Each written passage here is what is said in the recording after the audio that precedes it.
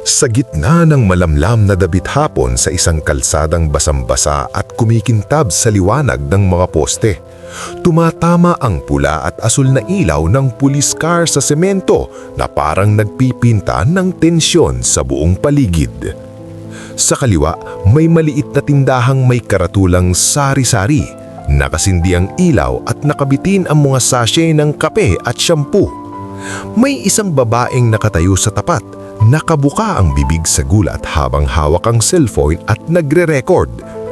Sa kanan, may tricycle na nakahinto at ang driver ay nakatingin lang, parang alam niyang may masamang mangyayari pero ayaw niyang madamay. Sa gitna ng lahat, may isang matandang lalaki na nakayuko, nanginginig ang balikat at pilit binubuhat ang isang sako ng bote. Mga bote ng salamin na kumakalansing sa bawat galaw, parang bawat tunog ay isa ring piraso ng dignidad na dinudurog sa harap ng maraming mata. Ang matanda, payat, kulubot ang mukha, suot ang kupas na puting polo at shorts at basa ang balat sa pawis at ulan. Kita sa mata niya ang luha at pagod na matagal nang nakaipon. Hawak niya ang sako na punong-puno ng mga bote at kahit hirap na siya, pilit niyang itinatayo ang sarili niya. Pero sa harap niya, isang pulis ang nakatayo ng kampante. May ngiting mapang-asar, nakaturo ang daliri pababa na parang sinasabing, "Iyan ang lugar mo." Hindi siya sumisigaw sa larawan, pero ramdam sa tindig niya ang yabang, yung yabang ng taong sanay respetuhin kahit hindi niya deserve. Sa likod niya, kumikislap ang police mobile at sa bawat flash, mas lumilinaw ang katotohanang ito ay hindi simpleng sermon, ito ay pangmamaliit. Kung ikaw ang nakakita ng ganitong eksena sa kalsada, isang matandang magbobote na pinapahiya habang may mga taong nagre-record, ano ang gagawin mo? Lalapit ka ba para umawat kahit takot ka o magre-record ka na lang para may ebidensya? Ikomento mo dito kung anong pipiliin mo at bakit, kasi ang sagot mo nang nagsasabi kung gaano pa tayo kahanda tumindig para sa mga taong walang lakas lumaban. Ngayon, balik tayo sa matandang lalaki at sa pulis na nagmamalaki dahil sa gabing ito, may mabubunyag na magpapabago sa mukha ng pulis. Mula sa ngiti, magiging panginginig. Ang pangalan na matanda ay si Tatay Isko. Sa lugar na to, kilala siya ng mga tindera at tricycle driver. Tuwing hapon, tumahadaan siya sa mga eskinita at tindahan para mangolekta ng bote, karton at minsan mga lata. Hindi siya nanlilimos, nagtatrabaho siya sa paraang kaya pa ng katawan niya. Kapag puno na ang sako, binubuhat niya ito papunta sa junk shop sa kabilang kanto. At kapag sinwerte, may pambili siya ng bigas at sardinas. Kapag malas, tubig at tinapay lang. Pero kahit ganun, may isang bagay siyang hindi hinahayaang mawala, ang dignidad ng pagiging malangal. Pero mayong gabi, nabasag ang dignidad na iyon sa gitnang mismo ng kalsada dahil si Tatay Isko habang binubuhat ang sako, napadula sa basang gilid ng kalsada. Hindi naman siya nabagok ng malala, pero bumagsak ang sako at may ilang bote ang gumulong papunta sa gitna ng lane. Nagkalat ang mga salamin, kumalansing at napatingin ng makamotorista. May ilang busina, may ilang sigaw ng hoy at bago pa man makatayo si Tatay Isko, dumating ang pulis, parang asong nakakita ng pagkakataong mangagat. "Ano ginagawa mo?" singhal ng pulis, sabay duro sa mga bote sa kalsada. "Delikado to, gusto mo bang may maaksidente?" Sinubukan ni Tatay Isko apulutin ng mga bote, nanginginig ang kamay, pilit tinupulot kahit basa ang sahig at madulas. "Pasensya na po sir, pupulutin ko lang po," mahinang sabi niya. Pero imbes na magtulungan, mas lumakas ang loob ng pulis. Lumapit siya at sinipa niya ng bahagya ang isang puti palayo. Hindi para linisin, kundi para ipakita na kaya niyang kontrolin ang sitwasyon. Pasensya lang," sabi ng pulis sabay ngiti. "Alam bang sino ako? Akong batas dito." Yung mga tao sa paligid nagsimulang huminto. Yung babae sa sari-sari store napahawak sa bibig at itinaas ang cellphone. Yung tricycle driver sa kanan nakatingin lang. Mahigpit ang hawak sa manibela, parang gustong umalis pero ayaw niyang iwan si Tatay Isko mag-isa. Sa ganitong lugar, isang pulis lang ang sapat para tumigil ang buong kalsada. "Sir, wala po akong ibang trabaho," pakiusap ni Tatay Isko, luhan ang mata. Ito lang po, pangkain lang po. Ngunit ang pulis, imbis na maawa, lalo pang nagbibida. Di mahanap ka ng matinong trabaho. Hindi yung nagpapakalat ka dito, nakakahiya ka. Sabi niya, at sa salitang nakakahiya, parang may kutsilyong tumama si dibdib ng matanda. Kita mo sa mukha niya, hindi lang siya nasaktan, napahiya siya. At ang mas masakit, napahiya siya sa harap ng mga taong araw-araw niyang binabati. Dahan-dahang tumayo si Tatay Isko, hawak ang sako at pilit pinipigil ng hikbi. Sir, huwag niyo na po akong sigawan. Sabi halos pabulong, hindi ko po kayo ginagawan ng masama. Pero yung pulis ngumiti at itinuro siya pababa mula ulo hanggang paa, parang sinusukot ang halaga niya bilang tao. Ano ka, magbobote ka lang, anong laban mo? At sa likod niya, kumikislap ang police car na parang nagpapalakpak sa pang-aabuso. Sa gilid, may isang batang lalaki. Hindi kita sa gitna pero naroon sa tabi ng sari-sari store na napatingin kay Tatay Isko ng matagal. Hindi siya nagvi-video, hindi siya tumatawa. Nakatitig lang siya sa pulis na parang may gustong sabihin pero hindi siya makalapit. At sa kalsada kapag bata ka at pulis ang kayusap mo, natututo kang manahimik kahit mali na ang nakikita mo. Babayaran mo tong kalat mo, sabi ng pulis, sabay turo sa mga bote sa sahig. Kung hindi, dadalhin kita sa presinto. Sa salitang presinto, nanigas si Tatay Isko, hindi dahil may kasalanan siya, kundi dahil alam niya ang ibig sabihin nun. Gastos, takot, kahihiyan, at araw na mawawala sa paghahanap buhay. Wala pong pambayad, iyak ng sagot. Wala po akong pera. At doon, biglang tumawang pulis. Yung tao ni hindi malakas sa volume pero malakas sa pang-insulto. Pero sa bawat insulto ng pulis, may isang bagay na hindi niya napansin. Ang matandang lalaki, kahit umiiyakin, di siya nagmamaawa para sa sarili niya lang. May bigat sa luha niya na parang may ibang iniisip.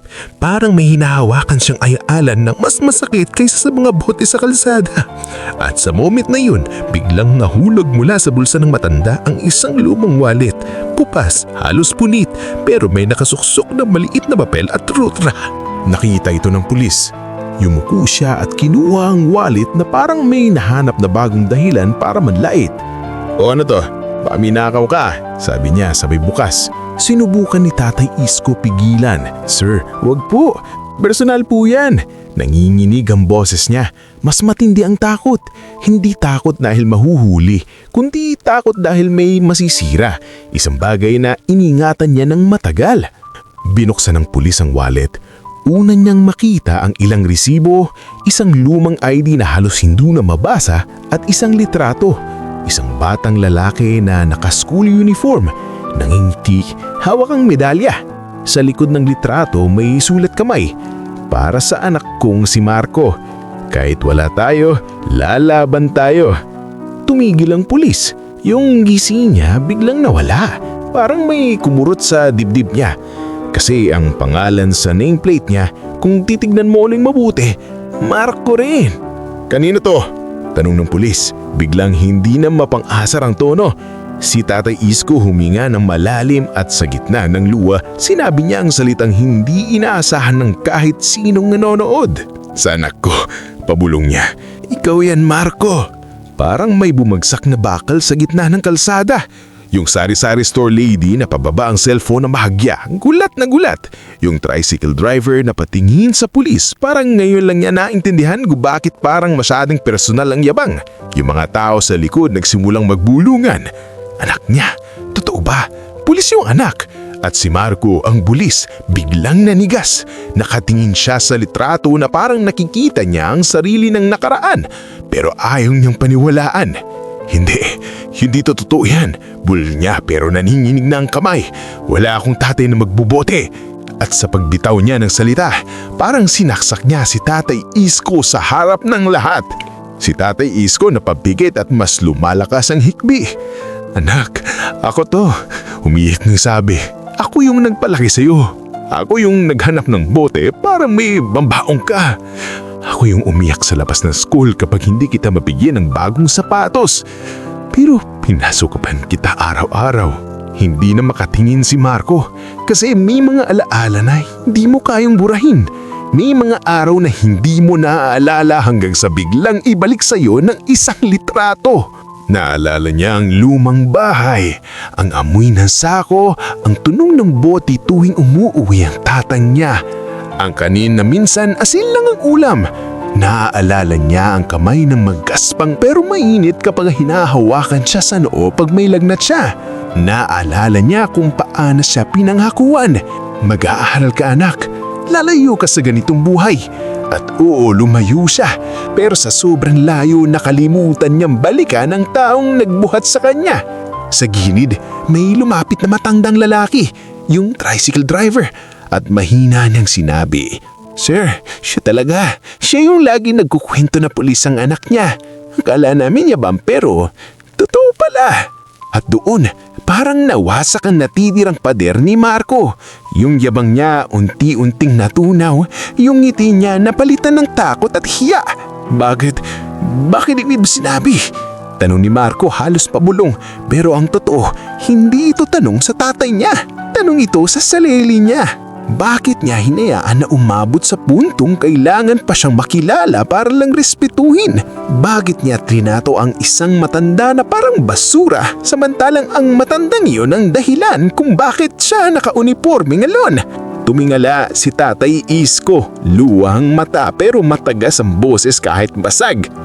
"Hindi ko kailangang ipanggalanda ka, anak," sabi niya. "Hindi ko kailangan ng respeto dahil anak kita. Ang gusto ko lang, huwag mong apihin tulad ko. Kasi kung naapikihin mo ako, ilang Tatay Isko pa ang inaapakan mo araw-araw." Tahimik ang kalsada. Yung police car sa likod patuloy pa rin ang flash ng ilaw pero ngayon parang nakakahiya ng kulay.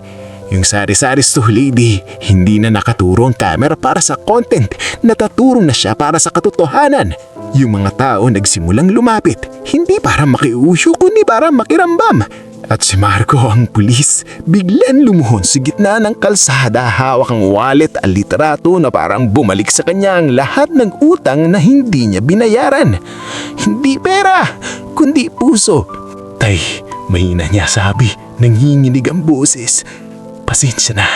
At doon, sa unang pagkakataon si Tatay Isko, imbis na magmakaawa, hinawagan niya ang balikat ng anak niya.